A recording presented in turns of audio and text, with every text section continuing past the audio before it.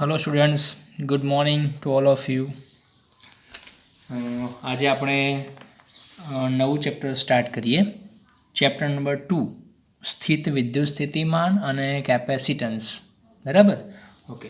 ચેપ્ટરનો જે મોટા ભાગનો કોન્સેપ્ટ છે એ તમારે ફર્સ્ટ ચેપ્ટરમાંથી લેવામાં આવ્યો છે. તો એકચ્યુઅલી તમારે જો સેકન્ડ ચેપ્ટર બરાબર પ્રોપરલી સમજવું છે તો એના માટે તમારે પહેલું ચેપ્ટર જે વિદ્યુત ક્ષેત્ર હતું એ તમારે બરાબર સમજવું પડશે. બરાબર? તો ફરીથી આ ચેપ્ટરના વિડીયો જોતાં પહેલાં તમારો ફર્સ્ટ ચેપ્ટરનો જો કોન્સેપ્ટ છે એ ક્લિયર હોવો જોઈએ. ઓકે, ચલો. હવે અહીંયા આપણે આજે ફર્સ્ટ લેક્ચર જે છે ઇન્ટ્રોડક્શન લઈએ. બરાબર? એનું પહેલાં બેઝિક ક્લિયર કરી લઈએ કે આ ચેપ્ટર આપણે કેમ ભણવાનું છે અને આ ચેપ્ટરના નામનો મતલબ શું છે. ઓકે. હવે તમે ફર્સ્ટ ચેપ્ટરમાં એ ભણ્યા કે વિદ્યુત ભાર જે છે એ એક પદાર્થનો મૂળભૂત ગુણધર્મ છે. જેમ તમે 11th દળ ભણ્યા હતા તો દળ અને વિદ્યુતભાર જે છે ને પદાર્થનો આંતરિક ગુણધર્મ છે. બરાબર? જે દરેક પદાર્થની પાસે હશે જ બાય બર્થ. બરાબર? જન્મસિદ્ધ અધિકાર છે કે એની પાસે દળ પણ હોય અને વિદ્યુતભાર પણ હોય. અને આ બંનેના કારણે જે કણો છે એકબીજા પર બળ લગાડી શકે છે. દળના કારણે જે બળ લાગે છે એને આપણે ગુરુત્વાકર્ષી બળ કહ્યું. બરાબર? એના વિશે આપણે સ્ટડી કરી ગયા. અને વિદ્યુત ભારના કારણે જે બળ લાગે છે એને આપણે કહ્યું વિદ્યુતીય બળ. ઇંગ્લિશમાં કહેવાય કુલમ્બીય ફોર્સ અથવા ઇલેક્ટ્રિકલ ફોર્સ. બરાબર? ઓકે. હવે વિદ્યુત ક્ષેત્ર શું હતું એ પહેલાં થોડી ચર્ચા કરી લઈએ. તો કે એક વિદ્યુત ભાર જે છે એ પોતાની આસપાસ એક ખાસ પ્રકારની અસર ઉત્પન્ન કરે છે અને એ અસરની અંદર જે પણ વિદ્યુત ભાર આવશે એની ઉપર બળ લાગશે. બરાબર? એનો મતલબ એ કે આ ફોર્સ એક પ્રકારનું ઇનવિઝિબલ છે, વિધાઉટ કોન્ટેક્ટ લાગે છે. બરાબર? એટલા માટે આપણે શું કહેતા હતા? ફિલ્ડ ફોર્સ કહેતા હતા. તો આ રીતે વિદ્યુત ભારો એકબીજા ઉપર બળ લગાડી શકે છે વિદ્યુત ક્ષેત્રના માધ્યમથી. બરાબર? અને વિદ્યુત ભારો બે પ્રકારના હોય છે, ધન અને ઋણ. તો આકર્ષી બળ પણ લાગશે અને અપાકર્ષી બળ પણ લાગશે. બરાબર? ઓકે. તો આ રીતે ફિઝિક્સમાં આપણો ગોલ શું હોય છે? આપણો ટાર્ગેટ એવો હોય છે કે અલગ અલગ બળો જે કુદરતમાં પ્રવર્તે છે એની આપણે ઓળખ કરીએ. બરાબર? જેવા કે ગુરુત્વાકર્ષી બળ છે, સ્પ્રિંગનું બળ છે, તણાવ બળ છે, વિદ્યુતીય બળ છે. બરાબર? ઓકે. અને એ પછી એ બળો જે છે એ સંરક્ષી છે કે અસંરક્ષી છે એ નક્કી કરવાનું. હવે સંરક્ષી બળો અને અસંરક્ષી બળો કોને કહેવાય તો એ પણ આપણે ગુરુત્વાકર્ષણ ચેપ્ટર ભણ્યા હતા એમાં ડિટેલમાં જોઈ ગયા. બરાબર? ઓકે. તો સંરક્ષી બળો એને કહેવાય કે જે બળો વડે થતું જે કાર્ય છે એ એના માર્ગ પર આધાર રાખતું નથી. તમે કોઈ પણ માર્ગે જાઓ, XYZ. બરાબર? ફક્ત બે સ્થાનો ઉપર ડિપેન્ડ કરે છે, અંતિમ અને પ્રારંભિક. બંને ક્યાં એક્ઝેક્ટલી લોકેટ છે એની ઉપર ડિપેન્ડ કરે છે. બાકી તમે ગમે તે માર્ગે જાઓ કાર્યમાં કોઈ જ ફરક પડતો નથી. એને આપણે શું કહીએ છીએ? સંરક્ષી બળો. તો એવા સંરક્ષી બળો કુદરતમાં કયા હતા? તો આપણે બે તો ઓલરેડી ભણી ગયા છીએ. એ ગુરુત્વાકર્ષી બળ અને બીજું સ્પ્રિંગનું બળ, સ્પ્રિંગ ફોર્સ. બરાબર? ઓકે. અને યાદ રાખો કે જ્યાં જ્યાં બળો સંરક્ષી હોય ત્યાં તેની સાથે સ્થિતિ ઉર્જા સંકળાયેલી હોય છે. બરાબર? સ્થિતિ ઉર્જા આપણે કોના માટે વ્યાખ્યાયિત કરીએ છીએ? ફક્ત સંરક્ષી બળો માટે. એટલા માટે ઘર્ષણ બળ જે આપણે ભણ્યા એની અંદર આપણે એની કોઈ સ્થિતિ ઉર્જા ભણ્યા નથી. ફક્ત શેમાં ભણ્યા આપણે? તો સ્પ્રિંગની સ્થિતિસ્થાપકીય સ્થિતિ ઉર્જા અને ગુરુત્વાકર્ષી સ્થિતિ ઉર્જા. તો કારણ કે આ બે બળો જે છે એ આપણા સંરક્ષી છે. ઓકે. તો યાદ રાખો અલગ અલગ જે આપણને બળો કુદરતમાં મળશે એની અંદર જો આપણે ચેક કરી લઈએ કે આ બળો સંરક્ષી છે કે નહીં, અને જો સંરક્ષી બળો હોય તો એની સાથે આપણે સ્થિતિ ઉર્જા વ્યાખ્યાયિત કરી શકીએ છીએ. અને યાદ રાખો કે તમે જાણો છો કે સ્થિતિ ઉર્જા વિશે મારે તમને વધારે કંઈ કહેવાની જરૂર નથી. સ્થિતિ ઉર્જા અને ગતિ ઉર્જા આપણે બધું ડિટેલમાં આપણે આગળ સ્ટડી કરી ગયા છીએ. બરાબર? ઓકે. તો તમને ખબર છે કે સ્થિતિ ઉર્જા કોઈ પદાર્થ પાસે ક્યારે આવે? તો જ્યારે એની ઉપર આપણે વર્ક કરીએ ત્યારે. બરાબર? એની ઉપર કાર્ય કરીએ આપણે, એટલે કે આપણે બહારથી બળ લગાવીએ અને સ્થાનાંતર થાય તો એના કારણે એની પાસે સ્થિતિ ઉર્જા આવે છે. બરાબર? પછી એ સ્પ્રિંગ હોય કે કોઈ પદાર્થને આપણે ઊંચાઈ પર લઈ જઈએ, ગમે તે વસ્તુ હોય. ઓકે. ચલો. હવે સંરક્ષી બળોના લીધે સ્થિતિ ઉર્જા વ્યાખ્યાયિત થાય છે. તેનો ફાયદો શું છે? તો એનો ફાયદો એ છે કે આપણે યાંત્રિક ઉર્જાના સંરક્ષણ નિયમ જે છે એ એપ્લાય કરી શકીએ છીએ. અને તમે બહુ ઇઝીલી જાણો છો. બરાબર? સારી રીતે એના દાખલા આપણે ઘણા બધા ગણ્યા યાંત્રિક ઉર્જાના, કે પ્રારંભિક યાંત્રિક ઉર્જા ઇઝ ઇક્વલ ટુ અંતિમ યાંત્રિક ઉર્જા એટલે કે કુલ ઉર્જા. બરાબર? અને એનો ઉપયોગ કરીને આપણે ઘણી બધી ક્વોન્ટિટી ઇઝીલી શોધી શકીએ છીએ, બરાબર. બંને બાજુ ઉર્જા સરખાઈ દો તમે. ઓકે, તો ફિઝિક્સના ઘણા બધા જે પ્રોબ્લેમ છે આપણા એ ઇઝીલી સોલ્વ થઈ જાય છે. પણ ક્યારે? જ્યારે આપણે સ્થિતિ ઉર્જા વ્યાખ્યાયિત કરી શકીએ ત્યારે. અને ક્યારે વ્યાખ્યાયિત થાય? જ્યારે એ બળ જે છે કેવું હોય, આપણું સંરક્ષી બળ હોય ત્યારે, બરાબર. ઓકે, તો સાયન્ટિસ્ટોએ અને એન્જિનિયરોએ આ જે વિદ્યુતીય બળ છે એની ઉપર પ્રયોગો કર્યા લેબની અંદર, અને એમણે પૂરું કર્યું કે વિદ્યુતીય બળ જે છે એ સંરક્ષી બળ છે, બરાબર. હવે જો સંરક્ષી બળ છે તો એની સાથે વિદ્યુતીય સ્થિતિ ઉર્જા સંકળાયેલી છે. ક્લિયર? તો એટલા માટે આપણે કહી શકીએ કે આ ચેપ્ટરમાં આપણે બે વસ્તુ ભણવાની છે, એક વિદ્યુત સ્થિતિમાન અને બીજું વિદ્યુત સ્થિતિ ઉર્જા, બરાબર. આગળ સ્થિત શબ્દ કેમ છે? તો આ પહેલાં જે બે ચેપ્ટર છે આપણા ઇલેક્ટ્રોસ્ટેટિકના છે. સ્ટેટિક મતલબ સ્થિર, એટલે કે આપણે જે પણ ક્વોન્ટિટી ફાઇન્ડ કરીશું, બરાબર, જે પણ પછી એ વિદ્યુતીય બળ હોય કે વિદ્યુત ક્ષેત્ર હોય કે વિદ્યુત સ્થિતિમાન હોય કે વિદ્યુત સ્થિતિ ઉર્જા હોય, આ બધું આપણે ક્યારે શોધવાનું છે? જ્યારે વિદ્યુતભાર કેવો હોય? સ્થિર સ્થિતિમાં હોય ત્યારે. તો જેમ કાઇનેમેટિક્સ અને ડાયનેમિક્સ છે એ જ રીતે આપણું ઇલેક્ટ્રોસ્ટેટિક અને ઇલેક્ટ્રોડાયનેમિક્સ છે. એમાં જે પહેલાં બે ચેપ્ટર છે આપણે ઇલેક્ટ્રોસ્ટેટિકના છે, એટલે કે વિદ્યુતભારો સ્થિર સ્થિતિમાં હોય ને ત્યારે આપણે એની સાથે સંકળાયેલી બધી ક્વોન્ટિટી માપવાની છે. થર્ડ ચેપ્ટર આપણું આવશે વિદ્યુત પ્રવાહ, અને તમને ખબર છે કે પ્રવાહ ક્યારે રચાય? તો વિદ્યુતભાર ગતિ કરે ત્યારે પ્રવાહ રચાય છે. તો એ કન્ડિશનો થોડી અલગ આવશે આના કરતાં, બરાબર. એટલા માટે પહેલાં બે ચેપ્ટર એકબીજા સાથે ઘણા કનેક્ટેડ છે. ઓકે, જોવા જઈએ તો ગુરુત્વાકર્ષી બળ અને વિદ્યુતીય બળ આ બંનેમાં ઘણી બધી સામ્યતા છે. મતલબ બંને બળો જે મૂળભૂત બળો છે, બરાબર, એક વિદ્યુતભારના કારણે લાગે છે અને બીજું દળના કારણે લાગે છે. બંનેમાં ઘણી બધી સામ્યતા છે. જો અહીંયા મેં કેટલીક સામ્યતાઓ અહીંયા દર્શાવી છે, બરાબર. જુઓ કે સ્પ્રિંગ બળ, ગુરુત્વાકર્ષી બળ અને વિદ્યુતીય બળ આ ત્રણેય કેવા છે? આપણા સંરક્ષી બળો છે. અને એના કારણે શું થાય? એનું જે કાર્ય છે ફક્ત માર્ગ પર આધાર રાખે છે અને બંધ માર્ગ પર કાર્ય શૂન્ય થાય છે. મેં ફિગર ડ્રો કરેલી છે કે આપણે જો આરથી પી પર જવું છે, આર આપણું પ્રારંભિક સ્થાન છે, પી અંતિમ સ્થાન છે, તો અહીંથી અહીંયા જતાં આપણે કંઈક કાર્ય કરવું પડશે, બળ અને ડિસ્પ્લેસમેન્ટ કરવું પડશે, સ્થાનાંતર કરવું પડશે, બરાબર. તો તમે આરથી પી પર કોઈ પણ માર્ગે જાઓ છો, જો આ ત્રણ બળના કારણે આ કાર્ય થતું હોય તો આપણે શું કહીશું કે આ કાર્ય જે છે માર્ગ પર ડિપેન્ડ નથી. તમે અહીંથી સીધા માર્ગે જાઓ કે પછી આમ ફરીને જાઓ કે પછી ઘણા બધા અલગ અલગ અટપટા માર્ગે જાઓ, કાર્ય હંમેશા કેવું થવાનું?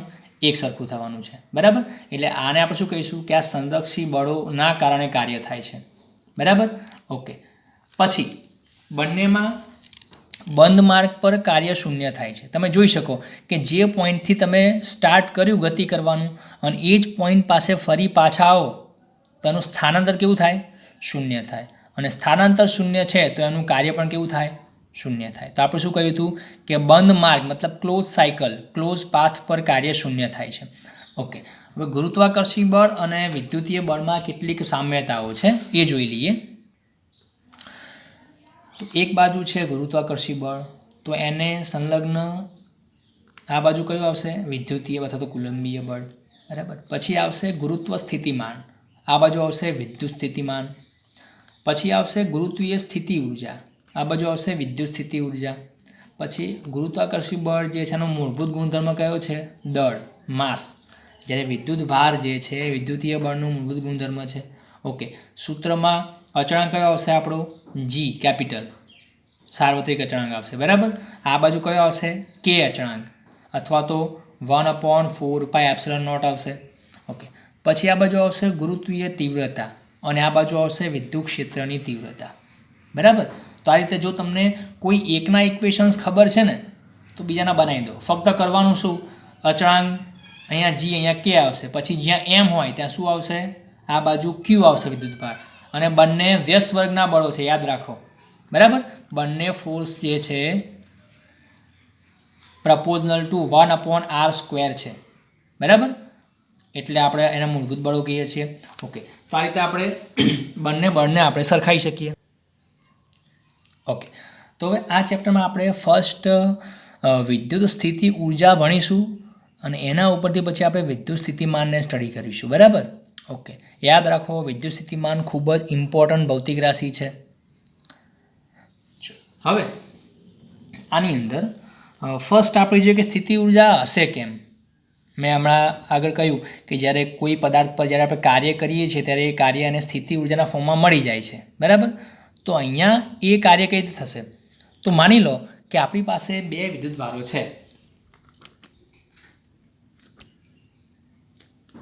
બે પ્લસ ચાર્જ લઈ લઈએ, ધન વિદ્યુતભાર લઈ લઈએ, બરાબર. એક આપણો Q1 છે અને બીજો છે Q2. બંને ધારો કે પાસ પાસે પડેલા છે. જો આમાંથી આપણે કોઈ એકને પકડી રાખીને બીજાને છોડી મૂકીએ તો શું થશે, દૂર ભાગશે અપાકર્ષી બળના કારણે. ઓકે, માની લો કે Q1 ને આપણે કોઈ રીતે જકડી રાખીએ છીએ, બરાબર, હાથથી કે ગમે તે રીતે, તો Q2 શું કરશે, આમ દૂર ભાગશે. કેમ કે Q1 જે છે પોતાની આસપાસ વિદ્યુત ક્ષેત્ર ઉત્પન્ન કરે છે, બરાબર. ઓકે, અને એના કારણે આ બીજા વિદ્યુતભાર ઉપર બળ લાગે છે. કેટલું, તો કે F = Q × E, જેના કારણે આ જે વિદ્યુતભાર છે Q2 એ અપાકર્ષી બળના કારણે દૂર જશે. ઓકે, હવે તમે જોઈ શકો છો કે, અને બીજું, જો બંનેને છોડી મૂકે તો બંને દૂર ભાગવાના છે એકબીજાથી અપાકર્ષી બળના કારણે. ક્વેશ્ચન એ થાય કે આ જે છે એની પાસે ગતિ ઉર્જા આવી ક્યાંથી, દૂર જાય છે, ગતિ કરે છે, બરાબર, અપાકર્ષી બળથી, તો મતલબ એની પાસે ગતિ ઉર્જા આવી ગઈ. હવે ગતિ ઉર્જા ક્યાંથી આવી, એ તો તમને ખબર છે કે દુનિયામાં સલાહ સિવાય બીજું કંઈ મફતમાં મળતું નથી, તો પછી ઉર્જા ક્યાંથી મળે, તો કે જરૂર એની ઉપર કોઈએ કાર્ય કર્યું છે, બરાબર. અને એ જે કાર્ય છે એ આ વિદ્યુતભારની શું બની ગઈ હતી, સ્થિતિ ઉર્જા. ઓબ્વિયસલી કાર્ય કર્યું છે, કેમ કે બે સમાન વિદ્યુતભાર જો પાસે છે તો મતલબ શું, કોઈએ એને પકડી રાખેલા છે. જો એને છૂટા મૂકી દીધા હોય તો દૂર ભાગવાના હતા, પણ હાલ બંને એકબીજાથી ચોક્કસ અંતરે છે એ પ્રૂવ કરે છે કે એની ઉપર કોઈએ વર્ક કરેલું છે. અને વર્ક કોણે કર્યું હશે, તો કે બાહ્ય બળે વર્ક કર્યું છે, બહારથી આપણે વર્ક કર્યું અને આપણે શું કહીશું, એક્સટર્નલ વર્ક ડન. શું કહીશું, એક્સટર્નલ વર્ક ડન. અને જે બળ લગાને શું કહીશું આપણે, એક્સટર્નલ ફોર્સ. તો એ યાદ રાખો, અહીંયા બે પ્રકારના બળ લાગવાના છે. એક વિદ્યુતીય બળ લાગવાનું છે, કુલંબીય બળ, જે આ વિદ્યુત ક્ષેત્રના કારણે લાગે છે, અને આપણે એને ત્યાં જકડી રાખવા માટે જે બળ લગાડ્યું છે એને શું કહીશું આપણે, બાહ્ય બળ. એટલા માટે આપણે અહીંયા બે સિમ્બોલનો યુઝ કરીશું. એક Fe, E for electrical force એટલે કે વિદ્યુતીય બળ, અને બીજું કયું બળ આપણે લઈશું, Fext, એક્સટર્નલ. તો આને આપણે શું કહીશું, બાહ્ય બળ, અને આને શું કહીશું, વિદ્યુતીય બળ. ક્લિયર? ઓકે, તો આ બે વિદ્યુતભારોને ત્યાં પકડી રાખવા માટે કાર્ય કોણે કર્યું છે, આપણા બાહ્ય બળે, બરાબર. ઓકે, હવે તમે જોઈ શકો છો કે આ બે વિદ્યુતભારો પાસે સ્થિતિ ઉર્જા હતી, અને જેઓ બંનેને આપણે છોડી મૂક્યા, બંનેને મોકો મળી ગયો, તો શું થઈ ગયું, એ સ્થિતિ ઉર્જાનું રૂપાંતર ગતિ ઉર્જામાં થઈ ગયું. આવું જ આપણે ગુરુત્વાકર્ષણના બળમાં પણ ભણ્યા છીએ કે એક પથ્થરને આપણે હાથમાં પકડી રાખીએ, ઊંચાઈ ઉપર મૂકી રાખીએ, અને બરાબર તેની પાસે કઈ ઉર્જા છે, સ્થિતિ ઉર્જા છે. અને જેવો આપણે નીચે હાથ હટાવી લઈએ, બરાબર, તો શું થયું, એ પદાર્થ જે છે નીચે તરફ ગતિ કરશે. તો એ ગતિ ઉર્જા ક્યાંથી આવી, તો કે સ્થિતિ ઉર્જા કન્વર્ટ થઈ ગઈ ગતિ ઉર્જામાં. પણ એ સ્થિતિ ઉર્જા એકચ્યુઅલી આવી હતી ક્યાંથી એની ઉપર, તો કે આપણે એને હાથમાં પકડી રાખ્યું, મતલબ આપણે એની ઉપર વર્ક કર્યું હતું, બરાબર. તો આ રીતે વિદ્યુત ભારોની અંદર પણ આવું જ હોય છે કે બે વિદ્યુત ભારો એકબીજા જોડે જકડાયેલા છે, તો બંને ઉપર કોઈએ વર્ક કરેલું છે. હવે તમે જોઈ શકો છો કે સ્થિતિ ઉર્જા જે છે હંમેશા તંત્રની હોય, કોઈ એક મેમ્બરની સ્થિતિ ઉર્જા હોય નહીં. જો હું Q1 ને પકડી રાખું તો આ બંનેની સ્થિતિ ઉર્જાનો ઉપયોગ કોણ કરશે, Q2, એ દૂર ભાગી જવાનો. જો Q2 ને પકડી રાખું છું, બરાબર, તો Q1 દૂર જવાનો છે. તારો મતલબ શું કે તંત્રની સ્થિતિ ઉર્જાનો ઉપયોગ બંનેમાંથી કોઈ પણ કરી શકે છે. એટલા માટે સ્થિતિ ઉર્જા હંમેશા બે મેમ્બરની હોય. આવું જ આપણે ગુરુત્વાકર્ષણમાં પણ ભણ્યા હતા. જો યાદ રાખો, આ ચેપ્ટર ભણાવતી વખતે હું તમને ગુરુત્વાકર્ષણ બળની પણ સામ્યતા તમને શીખવાડતો જઈશ, જેથી તમને એ ચેપ્ટર થોડું ઇઝી પડે, બરાબર, ફરથી જો તમારે રિવિઝન કરવું હોય તો. ઓકે, તો ગુરુત્વાકર્ષણ બળમાં પણ આપણે આવું જ કર્યું હતું કે પદાર્થને જો આપણે પકડી રાખીએ પથ્થરને હાથમાં, તો એ પથ્થરની પાસે સ્થિતિ ઉર્જા આવી, એ કોની છે, તો પથ્થરની પણ છે અને પૃથ્વીની પણ છે, બંનેની છે. શું પ્રૂફ, જો પથ્થરને આપણે છોડી મૂકીશું તો પથ્થર એ પૃથ્વી તરફ ગતિ કરશે, અને જો પથ્થરને પકડી રાખીએ તો પૃથ્વી પણ પથ્થર તરફ ગતિ કરે છે, પણ આપણે ઓબ્ઝર્વ કરી શકતા નથી. કેમ કે એનું માસ એટલું બધું વધારે છે, એની ગતિ ઓછી હશે, ધીમેથી હશે, એટલા માટે જે પણ આપણે અનુભવ કરીએ છીએ ફક્ત કોની ગતિ ઉર્જામાં અનુભવ થાય છે આપણને? ફક્ત પથ્થરની, પણ એકચ્યુઅલી ઉર્જા બંનેની છે, બરાબર. તો આ રીતે સ્થિતિ ઉર્જા છે એ બંને વિદ્યુતભાર માટે વ્યાખ્યાયિત કરેલી છે. હવે અહીંયા આપણે એ વસ્તુ જોઈએ કે એક્ઝામ્પલથી સમજીએ. માની લો આપણી પાસે એક વિદ્યુતભાર અહીંયા પડેલો છે, બરાબર, જે પી પાસે છે, પી બિંદુ પાસે, ઓકે. અને એને મારે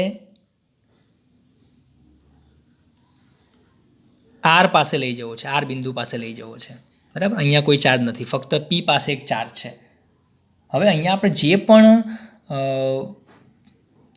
ક્વોન્ટિટી સ્ટડી કરીશું, બરાબર, એ આપણે એકમ ધન વિદ્યુતભાર પર સ્ટડી કરીશું. એકમ ધન વિદ્યુતભારને લીધે આપણને શું ખબર પડે? તો કે એક તો એકમ છે, મતલબ એની વેલ્યુ 1 છે. તો જ્યાં જ્યાં કોઈ ગણતરી કરવાની જરૂર પડે ત્યાં આપણે સીધી એને 1 વેલ્યુ મૂકીએ તો એની કોઈ ખાસ ઇફેક્ટ નહીં પડે. બીજું, ધન વીજભાર છે, બરાબર, અને નાનો છે એકદમ, એને આપણે ટેસ્ટ ચાર્જ કહીશું. તો ઇંગ્લિશમાં એકમ ધન વિદ્યુતભારને આપણે અલગ અલગ નામે ઓળખીએ છીએ. તો આપણે જે પણ પ્રયોગ કરીશું એ એકમ ધન વિદ્યુતભાર પર કરીશું. એનું નામ શું જુઓ? પરીક્ષણ વિદ્યુતભાર પણ કહેવાય, ઇંગ્લિશમાં એને કહેવાય unit test charge. Test charge મતલબ ટેસ્ટિંગ કરવા માટે, બરાબર, ક્યાં શું છે, શું ચાલી રહ્યું છે, પ્રોસેસ ચેક કરવા માટે આપણે એને ટેસ્ટ ચાર્જનો યુઝ કરીશું. ઓકે. હવે માની લો કે એક મોટો ધન વિદ્યુતભાર, મોટા મૂલ્યનો ધન વિદ્યુતભાર અહીંયા આપણે લોકેટ કરેલો છે, કેપિટલ ક્યુ જેટલી વેલ્યુ છે એની, બરાબર. ઓકે. હવે આ જે વિદ્યુતભાર છે એને પોતાની આસપાસ વિદ્યુત ક્ષેત્ર ઉત્પન્ન કરેલું છે, અને આ જે આપણો પરીક્ષણ વિદ્યુતભાર છે, ટેસ્ટ ચાર્જ, બરાબર, એ એના વિદ્યુત ક્ષેત્રમાં છે. તો આ શું કરશે? એને દૂર ભગાડશે અપાકર્ષી બળના કારણે. હવે મારે આ વિદ્યુત ક્ષેત્રમાં આ ટેસ્ટ ચાર્જને પીથી, અહીંયા આર બિંદુ છે આપણું, પીથી આર પાસે મારે લાવવો છે. તો આ વિદ્યુત ક્ષેત્રના કારણે આ જે સ્મોલ ક્યુ ચાર્જ છે એ આમ દૂર ભાગશે અપાકર્ષી બળના કારણે. ઓકે. હવે એને આપણે પીથી આર તરફ લાવવો છે. તો એમ તો નહીં આવે, આપણે એની ઉપર કાર્ય કરવું પડશે. કોની વિરુદ્ધ? તો વિદ્યુતીય બળની વિરુદ્ધ આપણે કાર્ય કરવું પડે છે. ઓકે. તો આપણે શું કરીશું કે આ વિદ્યુતભારને એની ઉપર આપણે બહારથી બળ લગાડીશું, એક્સટર્નલ ફોર્સ, બરાબર, અને એને વિદ્યુતીય બળની વિરુદ્ધ દિશામાં સ્થાનાંતર કરાવીશું અને ક્યાં લાવીશું? પીથી આર સુધી. અને હમણાં જ મેં કહ્યું કે તમે આને ગમે તે માર્ગે લઈ જાઓ, આમ સ્ટ્રેટ લાઇનમાં લાવો કે પછી આમ ફરીને લાવો, કોઈ જ ફરક નહીં પડે, કેમ કે આ જે છે બળ આપણું કેવું છે? સંરક્ષી બળ છે, બરાબર. ઓકે. તો આપણો મેઇન ક્વેશ્ચન આ છે કે વિદ્યુત ક્ષેત્રમાં એકમ ધન વિદ્યુતભારને વિદ્યુત ક્ષેત્રની વિરુદ્ધ દિશામાં લાવવા માટે આપણે બાહ્ય બળ વડે કાર્ય કરવું પડે છે.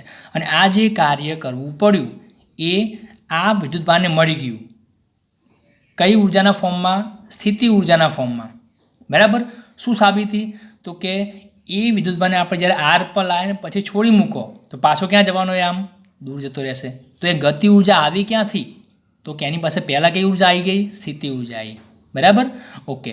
તો આ એક આપણો બેઝિક કોન્સેપ્ટ છે, બરાબર. હવે આને થોડું આપણે ડિટેલમાં સ્ટડી કરીએ. તમે ફિગરમાં જોઈ શકો છો, બરાબર. આ જે ઉપરની ફિગર છે એ મેં થોડી અહીંયા સ્ટ્રેટ લાઇનમાં આમ દોરેલી છે. તો આ જે વિદ્યુત ક્ષેત્રનું જે બળ છે ક્યાં લાગે છે? આરથી પી તરફ, આ બાજુ, બરાબર. અને આપણે એને એની વિરુદ્ધ દિશામાં પીથી આર તરફ લઈ જવાનો છે આ ધન વિદ્યુતભારને આપણે. તો જે એક્સટર્નલ ફોર્સ છે આપણે આ બાદ લગાડવો પડશે. ઓકે. હવે તમે એવું કહી શકો કે આપણે જે બળ લગાડીને કાર્ય કરીશું ને એ કાર્ય જે છે એ આપણા વિદ્યુતભારની સ્થિતિ ઉર્જા જેટલું થવું જોઈએ, બરાબર. હવે એ કઈ રીતે બનશે? જો આપણે આ જે વિદ્યુતીય બળ છે, બરાબર, એના જેટલું જ અહીંયા બાહ્ય બળ લગાવીએ તો જ આપણે કરેલું કાર્ય છે એની સ્થિતિ ઉર્જા બરાબર થાય. હવે એવું કઈ રીતે પોસિબલ છે? તો એ આપણે જોઈ લઈએ. ધારો કે આપણે અહીંયા યાંત્રિક ઉર્જાના સંરક્ષણ નિયમ લાગુ પાડીએ તો આ જે પી બિંદુ છે તેની પાસે કંઈક યાંત્રિક ઉર્જા છે, અને આપણે એને કાર્ય કર્યા પછી આર બિંદુ પાસે લાવ્યા ત્યારે એની પાસે કંઈક યાંત્રિક ઉર્જા હશે. તો શું લખાય જુઓ? શરૂઆતની ઉર્જા ધારો કે KI પ્રારંભિક ગતિ ઉર્જા પ્લસ પ્રારંભિક સ્થિતિ ઉર્જા UI પ્લસ આપણે કંઈક આની પર કાર્ય કરીએ છીએ તો એ પણ એને ઉર્જાના ફોર્મમાં મળી ગયું. તો આને આપણે લખીએ W એક્સટર્નલ, બરાબર, બાહ્ય બળ વડે થયેલું કાર્ય લખી દઈએ. તો આ બધું થઈ ગઈ ટોટલ ઉર્જાઓ. ગતિ ઉર્જા સ્ટાર્ટિંગમાં જે પણ હશે આપણને કોઈ એવી ચિંતા નહીં કરવાની, બરાબર, જે છે UI પ્રારંભિક સ્થિતિ ઉર્જા છે એ પણ જે હોય અને પછી આપણે એના બહારથી કાર્ય કર્યું તો એ ઉર્જા આવી ગઈ ઇઝ ઇક્વલ ટુ R પાસે જ્યારે પહોંચે છે ત્યારે આપણે કાર્ય કરવાનું બંધ કરી નાખ્યું. તો હવે શું થઈ ગયું એની પાસે KF પ્લસ UF, આટલું બાકી રહ્યું. ઓકે, હવે આપણો ટાર્ગેટ શું છે કે આપણે કરેલું જે કાર્ય છે એ આ વિદ્યુતભારની સ્થિતિ ઉર્જા જેટલું થવું જોઈએ. બરાબર, કેમ કે સ્થિતિના ફોર્મમાં મળવાનું છે. તો એ ક્યારે પોસિબલ છે? તો KI અને KF જો ઇક્વલ હોય, થોડું આપણે ડિટેલમાં જઈએ છીએ, બરાબર. એકચ્યુઅલી તમે કોઈ બુકમાં આ વસ્તુ મળશે નહીં, પણ જી નીટને ધ્યાનમાં રાખીને આપણે થોડો ડીપમાં કોન્સેપ્ટ લઈએ છીએ. તો KF બરાબર KI એટલે કે શરૂઆતની ગતિ ઉર્જા અને અંતિમ ગતિ ઉર્જા બંને સરખી હોય તો શું થાય? બાય બાજુ બંને કેન્સલ થઈ જવાના. તો W એક્સટર્નલ એટલે કે બાહ્ય બળ વડે થયેલું કાર્ય કોના બરાબર થાય? UF માઇનસ UI એટલે કે W external is equal to delta U. તો થઈ ગયું ને કે બાહ્ય બળ વડે થતું કાર્ય જે છે કોના બરાબર થયું? એની સ્થિતિ ઉર્જાના ફેરફાર જેટલું થયું. પણ એ ક્યારે હોય? ગતિ ઉર્જામાં કોઈ ચેન્જ ના આવે. એટલે કે શરૂઆતમાં વિદ્યુતમાંની જે ગતિ ઉર્જા છે એ જ અંતમાં રહેવી જોઈએ. ગતિ ઉર્જા આપણને ખબર છે શું છે? હાફ mv² છે. V ના બદલાય, શરૂઆતમાં જે V છે એ જો અંતમાં V રહે આપણો તો શું કહીએ કે આ કન્ડિશન આપણે સેટિસ્ફાય થઈ ગઈ. V ક્યારે ના બદલાય? ઓબ્વિયસલી અચળ રહે ત્યારે. તો આપણે શું કહીએ કે જો ગતિ ઉર્જામાં ફેરફાર નથી જોઈતો આપણે, તો આ વિદ્યુતભારને આપણે કેવી રીતે એને મૂવ કરાવવો પડે? અચળ વેગથી. જો એને અચળ વેગથી આપણે ધીમે ધીમે ગતિ કરાવીશું તો આપણે એવું કહી શકીએ કે એની ગતિ ઉર્જામાં કોઈ ચેન્જ નહીં આવે. એ વખતે આપણે કરેલું કાર્ય કોના બરાબર થવાની? સ્થિતિ ઉર્જાના ફેરફાર જેટલું થવાનું છે, જે આ વિદ્યુતભારને મળી જવાનું અહીંયા પહોંચે એ વખતે. બરાબર. બીજી કન્ડિશન કઈ છે કે એને આપણે ખૂબ જ ધીમેથી ગતિ કરાવીએ, જેમ કે ધારો કે સ્થિર જ હોય એવું. ગતિ ઉર્જા બે કન્ડિશનમાં ચેન્જ ના થાય. જો શરૂઆતમાં આપણો વિદ્યુતભાર સ્થિર સ્થિતિમાં છે તો અંતમાં પણ કેવો રહેવો જોઈએ? સ્થિર જ રહેવો જોઈએ. અને જો શરૂઆતમાં અચળ વેગથી ગતિ કરે છે તો અંતમાં અચળ વેગથી ગતિ કરતો રહેવો જોઈએ એનો એજ. ટૂંકમાં શરૂઆતમાં જે કન્ડિશન છે અંતમાં રહેવી જોઈએ. સ્થિર હોય તો સ્થિર, અચળ વેગ હોય તો અચળ વેગ. હવે સ્થિર સ્થિતિમાં કઈ રીતે પોસિબલ છે? નવાઈ લાગશે કે હવે સ્થિર સ્થિતિમાં જો હોય તો P થી R પાસે કઈ રીતે પહોંચવાનું? ઓકે, તો એના માટે પણ એક રસ્તો છે. તમને એક ઘરેલું એક્ઝામ્પલ આપું. તમને એવું કહેવામાં આવ્યું કે તમારે 1 સેન્ટીમીટર અંતર કાપવાનું છે, 1 સેન્ટીમીટર અંતર પગથી ચાલીને. બરાબર? ઓકે.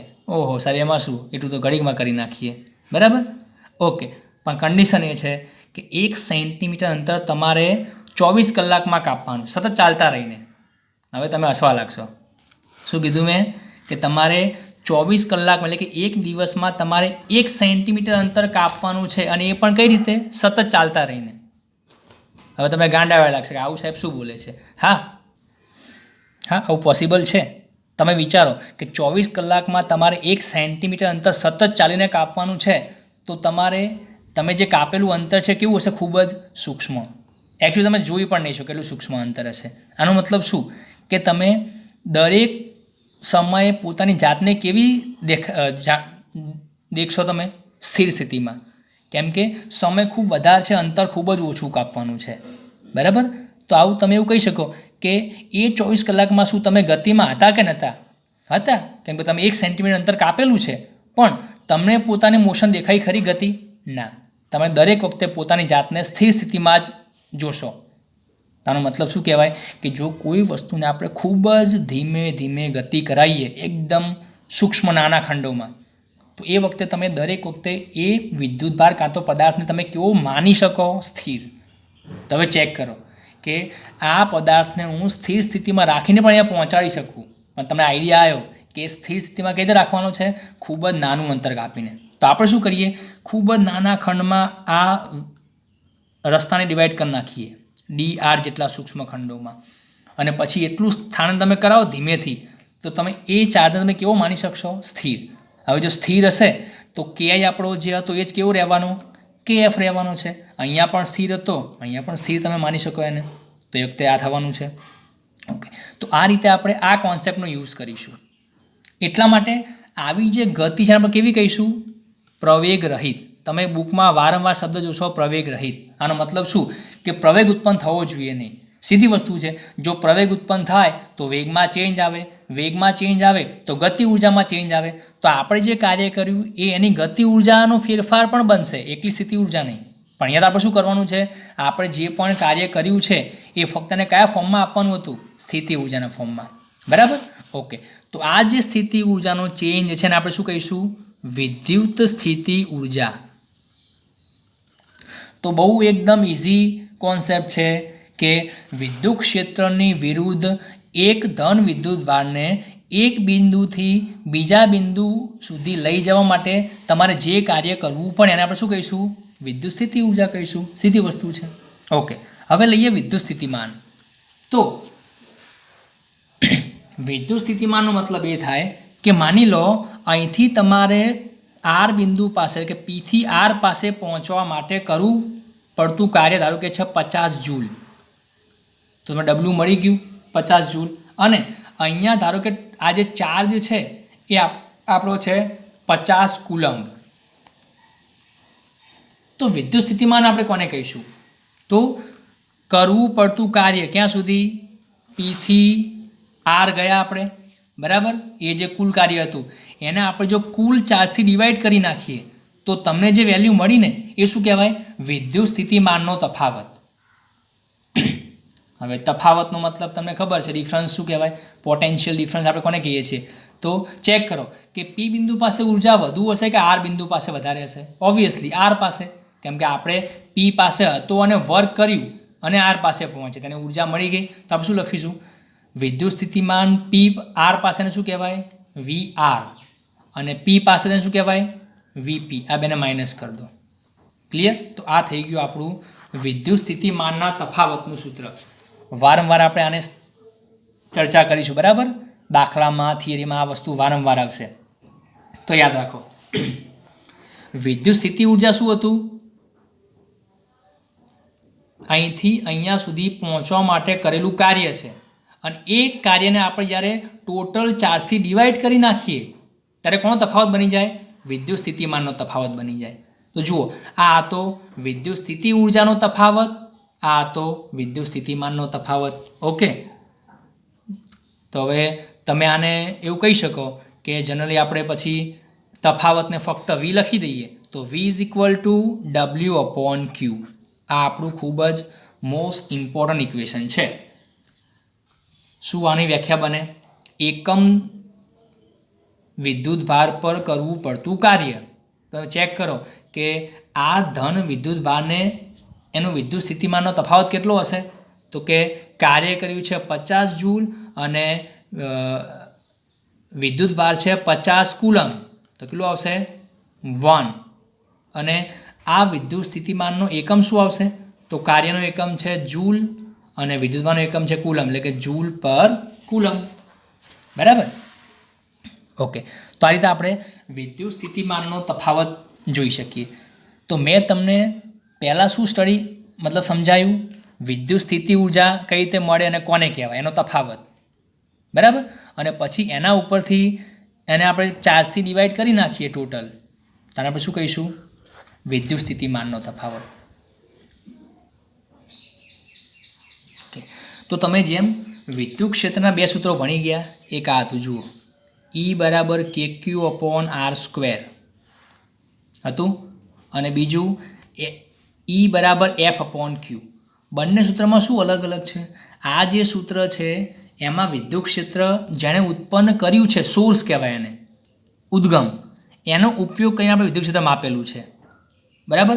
અને બીજી ઓલ્ટરનેટ મેથડ કઈ માપવાની, તો કે સોર્સ ક્યાં છે, બહુ આઘો હોય આપણને ખબર ના હોય તો આપણે શું કરીશું કે એ ચાર્જ પર કેટલું બળ લાગે છે એને ભાગ્યા ચાર્જથી ડિવાઈડ કરો તો તમને E મળશે. તો ટૂંકમાં આ જે શોધવાની મેથડ છે એ ઉદ્ગમનો ઉપયોગ કરીને આપણે શોધેલી છે, કેમ કે વિદ્યુત ક્ષેત્ર આફ્ટર ઓલ કોણ ઉત્પન્ન કરવાનો છે, એક વિદ્યુત ભાર, તો એનો ઉપયોગ કરીને આપણે આ E મેળવી શકીએ છીએ. અને જો ઈ આપણો ક્યાં છે ખબર ના હોય પણ એની અસર જો આપણને અહીંયા વર્તાતી હોય તો આર તો આપણને ખબર રહેવાની નથી કે ક્યાં છે, કોણ છે, કેટલે છે.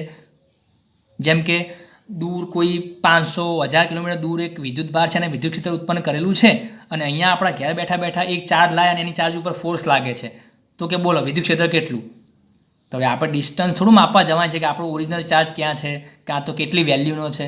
તો આપણે શું કરીશું, એ ચાર્જ પર જેટલો ફોર્સ લાગે આપણે માપી લીધો કોઈ રીતે અને ભાગ્યા એ જે ચાર્જ છે એની વેલ્યુ ડિવાઈડ કરી નાખી, તો એ જે મળ્યું ને આપણને એ વિદ્યુત ક્ષેત્ર કહેવાશે. તો બે અલગ અલગ મેથડ બી શોધવાની છે, બરાબર. એ જ રીતે વિદ્યુત સ્થિતિમાન શોધવાની પણ એક મેથડ છે કે કોઈ એક ચાર્જ જે છે એ પોતાની આસપાસ વિદ્યુત ક્ષેત્ર ઉત્પન્ન કરે છે અને ખૂબ જ દૂર આપણી પાસે કોઈ એક ચાર્જ આવો નાનો પડેલો છે. હવે આની પાસે કેટલી ઉર્જા છે મારે શોધવાની છે, તો હું બે રીતે ફાઇન્ડ કરી શકું. એક, આ જે આપણો ઓરિજિનલ ચાર્જ હતો ક્યુ એનો ઉપયોગ કરીને, અને બીજો આ ક્યુ ક્યાં છે, કેવો છે મને ખબર ના હોય તો હું શું કરીશ, તો કે આ ચાર્જને હું જ્યાં છે ત્યાંથી થોડો મૂવ કરાવીશ કોઈ બીજી જગ્યાએ. તો એની માટે મારે કાર્ય કરવું પડશે. તો એ જે કાર્ય કરવું પડ્યું એ પોતે શું કહેવાશે, વિદ્યુત સ્થિતિમાનનો તફાવત કહેવાશે. એટલે કે એની પાસે અહીંયા કંઈક ઉર્જા હશે અને પછી એને અહીંયા લાવ્યો તો એની પાસે ઉર્જા બદલાઈ ગઈ, તો એ જે ઉર્જાનો ડિફરન્સ રહ્યો તફાવત એને આપણે કહીશું વિદ્યુત સ્થિતિમાન. ક્લિયર? ઓકે. તો વિદ્યુત સ્થિતિમાન પણ આપણે બે રીતે માપી શકીએ છીએ. આ માપ્યું આપણે સોર્સ ચાર્જ વગર, અને હવે જે બીજું ઇક્વેશન આપણે માપીશું યુઝ કરીશું એ આપણું ઉદ્ગમનો ઉપયોગ કરીને આપણે એને યુઝ કરીશું. ક્લિયર? ઓકે. હવે આપણે થોડું કેલ્ક્યુલેશન કરી નાખીએ, બરાબર, સૂત્રનું. ઓકે. તો હું શું કહીશ કે WPR એટલે કે પીથી આર જતાં કરવું પડતું કાર્ય કેટલું છે. તો અહીંયા તમને ખબર છે કે આપણું આ જે બળ લાગે છે એ કેવું છે, ચલ બળ છે. ફરીથી ચલ બળ અચલ બળ યાદ કરો પાછો આપણો, બરાબર. કાર્ય ઉર્જા પાવર ચેપ્ટરમાં જોયું કે ચલ બળ કેવું હોય, અંતર સાથે બદલાતું હોય. તો જેમ જેમ આપણે વિદ્યુત ભારની નજીક આવતા જઈએ છીએ એમ એમ આપણે વધારે બળ લગાડવું પડે છે, કેમ કે ઓપોઝ પણ વધારે થાય છે, અપાકર્ષી બળ પણ, બરાબર. ઓકે. તો અને અચળ બળમાં શું હોય કે તમે પૂરેપૂરા માર્ગ પર બળ લાગતું હોય એ અચળ હશે, બરાબર.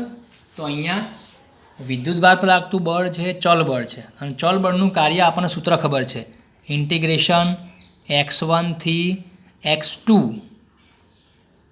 F.dr. dr શું હતું આપણું, સૂક્ષ્મ સ્થાનાંતર હતું. x1 to x2 શું હતું, પ્રારંભિક અને અંતિમ સ્થાન છે એનું. તો આ સૂત્ર હતું આપણું, બરાબર. ઓકે. અહીંયા શું કરીશું, તો ધારો કે આપણે ઇન્ટિગ્રેશન ક્યાંથી ક્યાં જવું છે, તો કે પીથી લઈને આર સુધી જવું છે. એફ કયો ફોર્સ છે, તો આપણે કયા બળથી એને લઈ જઈએ છીએ, એક્સટર્નલ ફોર્સથી, બરાબર. અને ડોટ ડીઆર, ડોટ ગુણાકાર છે તો કોસ થીટા આવશે. અને તમે ચેક કરો કે આપણે લગાવેલું બળ અને સ્થાનાંતર બંને એક જ દિશામાં થાય છે, કેમ કે આપણે પીથી આર તરફ જવું છે, સ્થાનાંતર પણ એ દિશામાં છે, બળ પણ એ દિશામાં છે. તો ડોટ ગુણાકારને શું આવશે, F external DR cos theta આવે અને એંગલ 0 થવાનો બંને વચ્ચે, કોસ 0 આપણે આવશે 1. તો આ ઇક્વેશન આપણું કેવું રહેવાનું, integration P to R F external into D R. Clear થઈ ગયું. કોસ થીટાને આપણે 1 કરી નાખ્યો, કોસ 0 એંગલ હતો. હવે તમે જુઓ આ જે એક્સટર્નલ ફોર્સ છે એ કેટલો હશે, તો મેં તમને કહ્યું હતું કે જો આપણે અચળ વેગથી વિદ્યુતભારને મૂવ કરાવવાનો છે તો અચળ વેગ ક્યારે પોસિબલ છે, તો કે આ બાજુ જે વિદ્યુતીય બળ લાગે છે કુલંબીય બળ એટલું જ બળ જો આપણે સામે લગાવી દઈએ આપણું બાહ્ય બળ, તો એનો વેગ જે છે કેવો રહેવાનો, અચળ. કેમ કે આપણને ખબર છે કે બે બાજુ એક સરખા બળ જો લાગતા હોય તો પદાર્થ કેવી કન્ડિશનમાં રહે, તો કે સ્થિર હોય તો સ્થિર જ રહેવાનો છે, અને અચળ વેગથી ગતિ કરતો હોય તો અચળ વેગથી ગતિ ચાલુ રાખવાનો છે. ક્લિયર? તો અહીંયા આપણે એ જ કન્ડિશન છે કે આપણે આ જે મૂવમેન્ટ કરાવી છે કેવી કરાવવાની છે, પ્રવેગ રહિત, એટલે કે અચળ વેગથી લઈ જવાનો છે. એ વખતે બંને બળો કેવા હશે, સરખા હશે, બરાબર. તો આપણે શું કહીએ કે F external is equal to f ઈ, બંને ઇક્વલ છે વેલ્યુમાં, પણ યાદ રાખો શું આવશે, માઇનસ, કેમ કે ડાયરેક્શન બેની કેવી છે, ઉલટી છે. તો હું શું કરીશ કે આ જે બાહ્ય બળ જે છે એ કોના બરાબર લખી દઈશ, વિદ્યુતીય બળ બરાબર, બરાબર.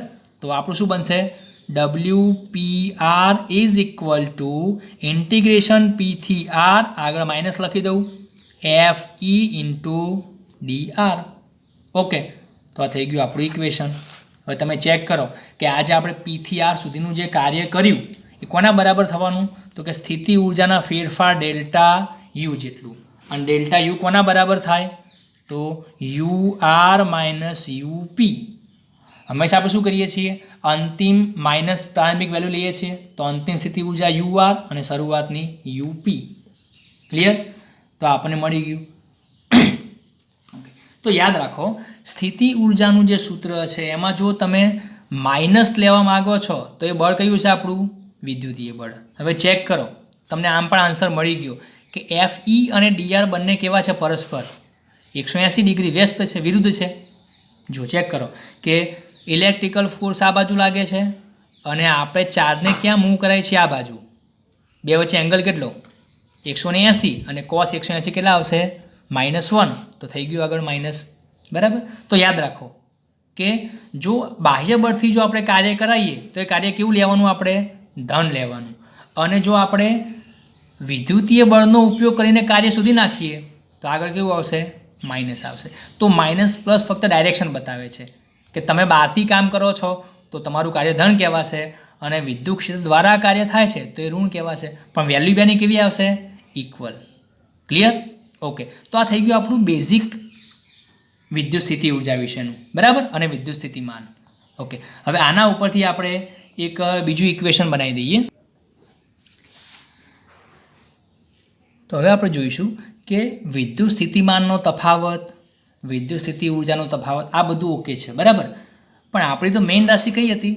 તો કે ચેપ્ટરનું નામ શું હતું? વિદ્યુત સ્થિતિમાન. અને આપણે હાલ શું ભણ્યા? તફાવત વિદ્યુત સ્થિતિમાનનો.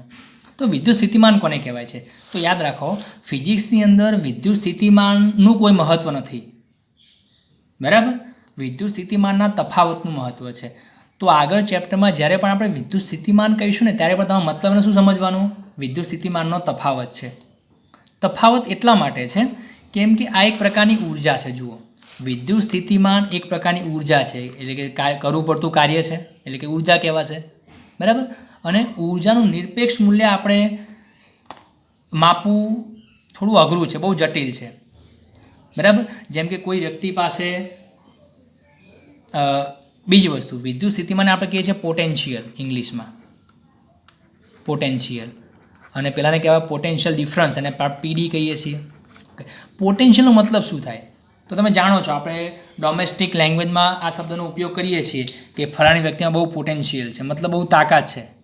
બરાબર? ઓકે, તો પોટેન્શિયલ એક પ્રકારની ઉર્જા છે અને એનું આપણે નિરપેક્ષ મૂલ્ય માપવું જટિલ છે. કોઈ વ્યક્તિમાં કેટલી તાકાત છે તમે કઈ રીતે માપી શકો? માપી શકીએ? કોઈ મીટર આવે છે? ના. ફક્ત એની કમ્પેરિઝન કરી શકીએ કે ફલાણી વ્યક્તિ કરતાં વધારે તાકાતવાળો છે, પેલા કરતાં વધારે નબળો છે, વીક છે. બરાબર?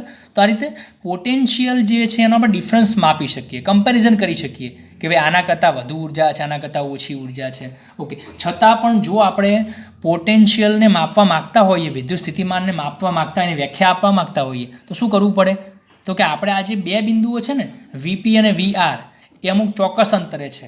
જો આમાંથી આપણે એકાદને ક્યાં લઈ લઈએ? અનંત અંતરે. આ રીતે. ક્લિયર? ઓકે, તો હવે તમે જાણો છો કે અનંત અંતરે એકને લઈ લઈશું અને એ અનંત અંતરે વિદ્યુત સ્થિતિમાનને આપણે 0 ધારી લઈએ છીએ. યાદ રાખો, જેમ આપણે ગુરુત્વીય સ્થિતિ ઉર્જામાં શું કર્યું હતું કે અનંત અંતરે પદાર્થની જે સ્થિતિ ઉર્જા આપણે 0 ગણી હતી, એમ વિદ્યુત સ્થિતિમાનને પણ આપણે 0 ગણીશું અનંત અંતરે. કેમ? તો કે અનંત અંતરે આપણો આ જે વિદ્યુત ભાર છે એ આ વિદ્યુત ક્ષેત્ર સાથે આંતરક્રિયા નહીં કરે. કેમ કે અંતર વધુ છે, તેની અસર ત્યાં કેવી થઈ જવાની? ઓછી થઈ જવાની. તો ત્યાંની પાસે ઉર્જા કેવી હશે? 0. તો અનંત અંતરે આપણે વિદ્યુતભારને જો સહેજ મૂવમેન્ટ કરે તો કંઈ કાર્ય નહીં કરવું પડે, કેમ કે એની ઉપર કોઈ બળ લાગતું નથી. બરાબર? તો જો કાર્ય શૂન્ય છે અનંત અંતરે એની ઉપર, તો V પણ કેવો હશે? 0. તો અનંત અંતરે આપણે વિદ્યુત સ્થિતિમાનને 0 લઈ શકીએ. તો જુઓ, આ જે બે પોઈન્ટ હતા આપણા VP અને VR, આમાંથી કોઈ એકને આપણે ઇન્ફિનિટી ઉપર લઈ લઈએ અને એ અનંત અંતરે આપણો V ઇન્ફિનિટી કેવો કહેવાય? 0 કહેવાય. તો બાકી ફક્ત કયો પોઈન્ટ રહ્યો? જસ્ટ એક જ પોઈન્ટ. અને એક પોઈન્ટને શું કહીશું આપણે? તે બિંદુ પાસેનું વિદ્યુત સ્થિતિમાન. ક્લિયર? ઓકે, તો આને આપણે જો આ રીતે સમજી શકીએ કે ધારો કે એક આપણો ચાર્જ જે છે ધારો કે અહીંયા એક સ્થાન આપણું પી છે, બરાબર, પી બિંદુ છે, અને અહીંયા એક આપણું નામ આપી દઈએ, ધારો કે આર બિંદુ છે. ક્લિયર? ઓકે. હવે મારે વિદ્યુત ભારને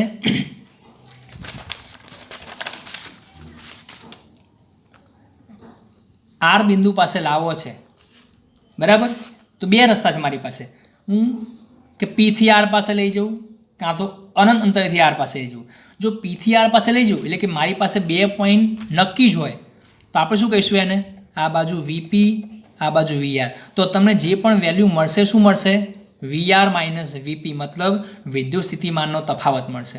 પણ જો આ પી પોઈન્ટને હું લઈ લઉં ઇન્ફિનિટી, હવે અહીંયા રાખતો નથી આને, અને આ અનંત અંતરે જે ચાર્જ છે આપણો પ્લસ ક્યુ, એને મારે આર પાસે લાવવો છે. તો સીધી વસ્તુ છે કે અહીંયા પોટેન્શિયલ લઈએ આપણે વી ઇન્ફિનિટી, અહીંયા છે વી આર, તો શું થાય? V R minus V infinity point, બરાબર, is equal to W infinity to R. કાર્યનો માર્ગ પણ કયો આવશે? ઇન્ફિનિટી ટુ આર, અને ભાગ્યા આપણો ચાર્જ આવશે ક્યુ. આવું લખાશે જે મેં આગળ કહ્યું એમ. જસ્ટ ખાલી શું કર્યું? પી પોઈન્ટને હું ક્યાં લઈ લઉં છું? અનંત અંતરે. હવે હાલ મેં કીધું કે અનંત અંતરે આ જો ચાર્જ જતો રહે તો એની પાસે ઉર્જા કેવી હશે? 0. કેમ કે અનંત અંતરે અહીંયા જે વિદ્યુત ક્ષેત્ર ઉત્પન્ન થતું હતું એની કોઈ અસર નહીં હોય, તો ત્યાં આપણે એને મૂવમેન્ટ કરવા માટે કોઈ ખાસ કાર્ય નહીં કરવું પડે, તો આ 0 કહેવાય. 0. હવે V0 છે તો આપણો U પણ 0 કહેવાશે. અહીંયા જો મેં રિલેશન બનાવ્યું હતું, ક્યાં ગયું? હા, એકચ્યુઅલી V અને U બંને તો સરખા જેવા છે, વિદ્યુત સ્થિતિમાન અને વિદ્યુત સ્થિતિ ઉર્જા, બરાબર. તો U પણ 0 હશે, U ઇન્ફિનિટી બરાબર 0. તો શું બાકી રહ્યું? VR is equal to V infinity to R અપોન Q, બરાબર. આ કાર્ય આપણે બાહ્ય બળોને કાર્ય કરેલું છે. ઓકે, તો હવે બોલો વિદ્યુત સ્થિતિમાનની વ્યાખ્યા શું કહેવાય? હવે અહીંયા એક જ છે, જુઓ, 2 પોઈન્ટ નથી. જ્યાં સુધી બંને ભેગા હતા આ રીતે નક્કી પોઈન્ટ, ત્યારે આ તફાવત કહેવાતો હતો આપણો. જ્યારે હવે સિંગલ પોઈન્ટ જ છે તો આને આપણે કહીશું આર બિંદુ પાસેનું વિદ્યુત સ્થિતિમાન, બરાબર. ઓકે, તો એની વ્યાખ્યા શું આવે? તો જો એની વ્યાખ્યા કંઈક આ રીતે આવશે. વિદ્યુત સ્થિતિમાન કોને કહેવાય? તો અનંત અંતરેથી એકમ ધન વિદ્યુત ભારને વિદ્યુત ક્ષેત્રમાંના આપેલ બિંદુ સુધી લાવવા વિદ્યુત ક્ષેત્રને વિરુદ્ધ કરવા પડતા કાર્યને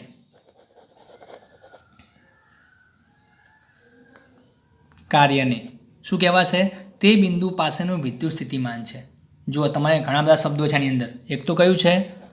અનંત અંતરથી આપણે વિદ્યુતભારને લાવવાનો છે. ક્યાં? વિદ્યુત ક્ષેત્રમાંના આપેલ બિંદુ સુધી લાવવાનો છે. કઈ રીતે? તો વિદ્યુત ક્ષેત્રની વિરુદ્ધ, અને જે કાર્ય કરવું પડ્યું બાહ્ય બળથી એને આપણે શું કહીશું? તે બિંદુ પાસેનું વિદ્યુત સ્થિતિમાન કહેવાય. અને મેં ઋણ મૂલ્ય કેમ ચેક કર્યું છે? તો આપણે બાહ્ય બળથી કાર્ય કર્યું તો કાર્ય કેવું આવશે? ધન કાર્ય. અને જો ઋણ લેવું હોય તો કયું કાર્ય આવે? વિદ્યુત ક્ષેત્રે કરેલું કાર્ય આવશે, બરાબર. ઓકે, તો એક આ વસ્તુ આપણી નાની વિદ્યુત સ્થિતિમાન વિશે થઈ ગઈ. તો યાદ રાખો, કોઈ બિંદુ પાસે વિદ્યુત સ્થિતિમાન વ્યાખ્યાયિત કરવું છે તો એ કોની સાપેક્ષે કરવામાં આવે છે? તો બીજા પોઈન્ટ આપણે ક્યાં લઈ લઈએ છીએ? અનંત અંતરે, અને એની વેલ્યુ ત્યાં આપણે કેવી માની લઈએ છીએ? 0. ક્લિયર? ઓકે, તો હવે તમને એ પણ ખબર પડી છે કે અનંત અંતરે સ્થિતિ ઉર્જા અને વિદ્યુત સ્થિતિમાન કેમ 0 લેવામાં આવે છે. એનું કારણ એ છે કે અનંત અંતરે વિદ્યુત ક્ષેત્રની આ જે ક્યુ ચાર્જ પર અસર હોય એ કેવી ખૂબ જ ઓછી હોય છે. કેમ કે અંતર બહુ વધારે હશે તો એ બળ વખતે કેવું લાગવાનું છે? ઓછું. 0 પણ કહી શકીએ ને આપણે, કેમ કે જુઓ દેખાય છે F ઇઝ ઇક્વલ ટુ કે Q1 Q2 upon R square. આરને આપણે અનંત લઈ લઈએ અંતરને, તો F કેવો થાય? 0. ફોર્સ 0 છે તો કાર્ય પણ કેવું થાય? 0. કાર્ય 0 છે તો વિદ્યુત સ્થિતિમાન અને સ્થિતિ ઉર્જા આ પણ કેવા થવાના? 0 થવાના. આ રીતે, બરાબર. તો આ આપણો એક પ્રોપર કોન્સેપ્ટ હતો. કદાચ ઘણા સ્ટુડન્ટને આ થોડો ડીપમાં લાગશે કે આ સાહેબ શું બોલે છે આટલી બધી વસ્તુઓ, બરાબર. પણ બુકમાં તમે જોશો ને તો તમને 2, 3, 4 લાઇનમાં જ આખી બધી કોન્સેપ્ટ આપી દીધેલો છે, બરાબર. પણ યાદ રાખો, નીટ જીમાં તમારે જો દાખલા સરખી રીતે સોલ્વ કરવા છે તો આજે મેં શીખવાડે એ કોન્સેપ્ટ તમારે ખાસ યાદ રાખવું પડશે. એસ્પેશિયલી આજે મેં કીધું એ આ ગતિ ઉર્જાવાળો ટૉપિક કે પ્રવેગ રહિત ગતિ કેમ કરાવવાની છે, અચળ વેગ કેમ રાખવાનો છે, સ્થિર આપણે ક્યારે પદાર્થને ગણી શકીએ, અને આ યાંત્રિક ઉર્જાનો નિયમ આપણે એપ્લાય કર્યો કેમ કે સંરક્ષી બળ છે તો એ વખતે કાર્ય કોના બરાબર થવું જોઈએ, વિદ્યુત સ્થિતિ ઉર્જાના ફેરફાર જેટલું, બરાબર. અને એ વિદ્યુત સ્થિતિ ઉર્જા છે એક પ્રકારનું કાર્ય છે અને એ કાર્યને આપણે ટોટલ ચાર્જથી ડિવાઈડ કરી નાખીએ તો એ શું બને, વિદ્યુત સ્થિતિમાનનો તફાવત. કયા બે બિંદુ વચ્ચે, તો જ્યાંથી જ્યાં આપણે કાર્ય કર્યું જે બિંદુથી જે બિંદુ સુધી, બરાબર, ત્યાં સુધીનું, એટલે અંતિમ માઇનસ પ્રારંભિક. અને પછી આમાંથી આપણે જો કોઈ એક પોઈન્ટને લઈ લઈએ અનંત અંતરે તો એ આપણું શું બની જાય, એ બિંદુ પાસેનું વિદ્યુત સ્થિતિમાન બની જાય. એની વ્યાખ્યા પણ મેં તમને હાલ બતાવી, બરાબર. ઓકે, હવે એક લાસ્ટ, હાલ આપણે આ જોયું VR માઇનસ VP બરાબર WPR અપોન Q. હવે તમે જોઈ શકો કે આ WPR ને શું લખાય, એટલે કે WPR શું છે, WR માઇનસ WP કહેવાય, બરાબર, અપોન Q. આ શું છે, સ્થિતિ ઉર્જાનો તફાવત કહેવાય કેમ કે હાલ કહ્યું મેં કે Pથી આ સુધી જે કાર્ય કરો છો એ શું મળી જવાનું એની સ્થિતિ ઉર્જાના ફોર્મમાં, તો ડેલ્ટા U લખાય, બરાબર, અપોન Q. અને આને શું લખાય, ડેલ્ટા V. તો ડેલ્ટા V બરાબર ડેલ્ટા U અપોન Q. આ એક સૂત્ર છે આપણું. Qને આ બાદ લઈ જાઓ તો ડેલ્ટા U બરાબર Q ઇન્ટુ ડેલ્ટા V, બરાબર. તો બધા સૂત્રો એક જ છે, બસ ખાલી કાર્યને આપણે સ્થિતિ ઉર્જામાં રૂપાંતર કર્યું, સ્થિતિ ઉર્જાને વિદ્યુત સ્થિતિમાનમાં કર્યું, બસ આ વસ્તુ છે. તો તમે યાદ રાખો, એક સિંગલ સેન્ટેન્સમાં કહેવું હોય તો વિદ્યુત સ્થિતિમાન અને વિદ્યુત સ્થિતિ ઉર્જા બંનેમાં શું ડિફરન્સ છે તો ચેક કરો, જુઓ. એકમ વિદ્યુત ભાર દીઠ સ્થિતિ ઉર્જા એને શું કહેવાય, વિદ્યુત સ્થિતિમાનનો તફાવત. અને ક્યુને આ બાદ લઈ દો તો સ્થિતિની વ્યાખ્યા શું બને, તો કે ક્યુ વિદ્યુત ભાર ગુણ્યા ડેલ્ટા V. એટલે તમે કહી શકો કે ડેલ્ટા V જે છે એટલે કે વિદ્યુત સ્થિતિમાન જે છે એ કોનો ગુણધર્મ છે, એકમ ધન વિદ્યુત ભારનો. કેમ તમે ચેક કરી શકો ડેલ્ટા U અપોન Q અથવા W અપોન Q.